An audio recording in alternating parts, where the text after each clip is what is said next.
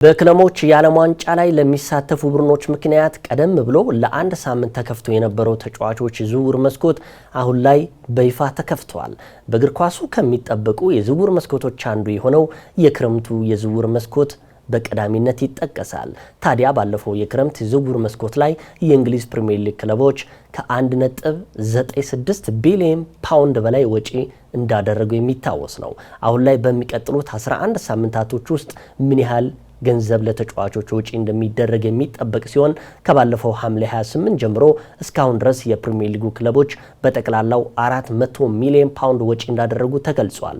በዚህም ማንቸስተር ሲቲ ለቲጂኒ ራይንደርስ፣ ራያን ቼርኪ፣ ሪያን አይቲኑሪ እና ማርከስ ቤትኔሊ በአጠቃላይ 116.2 ሚሊዮን ፓውንድ፣ ማንቸስተር ዩናይትድ ለወልቭሱ የፊት መስመር ተጫዋች ማቲያስ ኩንሃ 62.5 ሚሊዮን ፓውንድ እንዲሁም ቼልሲ ለዴላፕ 30 ሚሊዮን ፓውንድ ያወጡ ቀዳሚ ክለቦች ናቸው። በሌላ በኩል የሰንደርላንዱ አማካይ ጆቤ ቤሊንግሃም በ27 ሚሊዮን ፓውንድ የመጀመሪያ ክፍያ ቦሩሺያ ዶርትሙንድ መዛወሩ ይታወሳል።